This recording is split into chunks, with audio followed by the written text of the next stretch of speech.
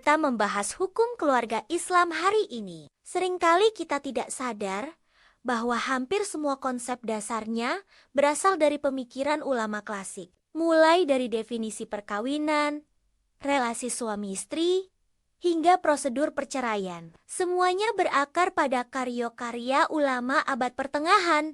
Pertanyaannya, sejauh mana pemikiran tersebut masih relevan untuk konteks masyarakat modern? Pada kegiatan belajar ini, kita akan mengkaji pemikiran ulama klasik tentang hukum keluarga Islam secara kritis, bukan sekadar deskriptif, agar mampu menilai relevansi, keterbatasan, dan potensi reinterpretasinya. Pemikiran ulama klasik merupakan fondasi yang tidak terpisahkan dalam studi hukum keluarga Islam. Karya-karya seperti Alam, karya Imam Al-Syafi'i, dan Ihya Ulum Al-Din, karya Imam Al-Ghazali, hingga kini masih menjadi rujukan utama dalam fikih keluarga di berbagai negara, termasuk Indonesia.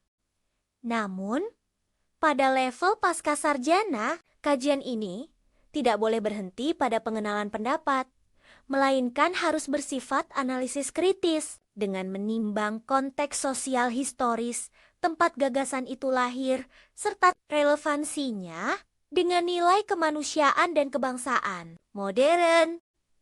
Imam Al-Syafi'i dikenal dengan pendekatan hukum yang sangat menghargai nas dan hadis yang sahih. Dalam hukum keluarga Islam, beliau menekankan ketertiban formal, seperti kejelasan rukun dan syarat akad nikah, serta konsep wali mujbir. Pendekatan ini memberikan kepastian hukum yang kuat. Namun, dalam konteks modern, pandangan wali mujbir sering dipersoalkan karena dianggap bertentangan dengan prinsip kerelaan penuh mempelai perempuan.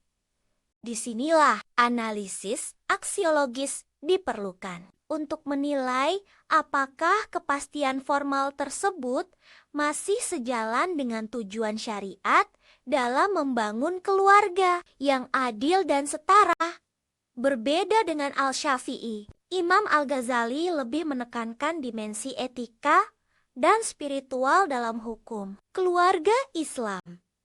Dalam pembahasannya tentang adab pernikahan, Al-Ghazali melihat perkawinan sebagai sarana pembinaan jiwa dan pengendalian moral. Pendekatan ini memperkaya aspek ontologis hukum keluarga Islam.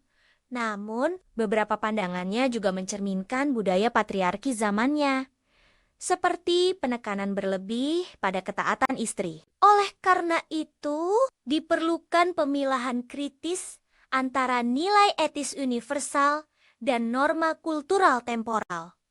Tokoh berikutnya adalah Ibnu Taimiyah yang dikenal dengan pendekatan kritis dan reformis. Ia tidak segan berbeda dengan pendapat mayoritas ulama jika dianggap tidak sejalan dengan Al-Quran dan hadis yang kuat. Dalam hukum keluarga Islam, Ibnu Taimiyah memiliki pandangan progresif seperti menganggap talak 3 dalam satu majelis hanya jatuh 1. Pemikirannya menunjukkan bahwa fikih tidak bersifat beku, tetapi terbuka terhadap koreksi berbasis maslahah dan rasionalitas hukum. Selain tokoh-tokoh tersebut, Ibn Rushd melalui Bidayat Al-Majtahid memperkenalkan pendekatan perbandingan mazhab. Ia menunjukkan bahwa perbedaan pendapat dalam hukum keluarga Islam telah ada sejak awal. Pendekatan ini menegaskan bahwa pluralitas hukum bukan penyimpangan, melainkan karakter bawaan fikih Islam di Indonesia. Pendekatan ini menjadi dasar penyusunan kompilasi hukum Islam yang bersifat eklektik dan kontekstual. Tantangan utama dalam mempelajari pemikiran klasik adalah membedakan antara fikih sebagai produk hukum dan usul fikih sebagai metodologi. Fikih ulama klasik seringkali terikat oleh konteks sosial zamannya, sementara usul fikih mereka bersifat lebih universal. Dengan memahami metodologi mereka, mahasiswa dapat mengembangkan solusi hukum keluarga Islam yang relevan dengan tantangan kontemporer tanpa kehilangan akar keilmuannya.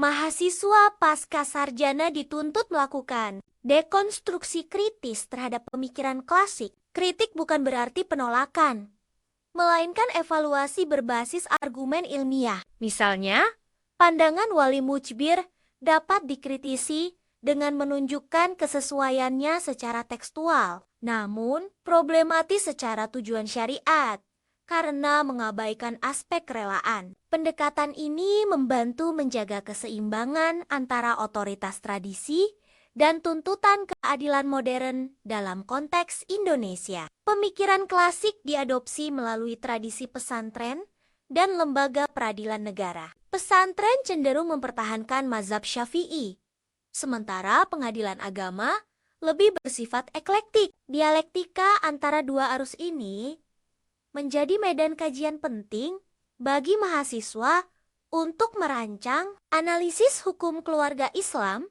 yang integratif dan aplikatif. Sebagai penutup, refleksikan pertanyaan berikut.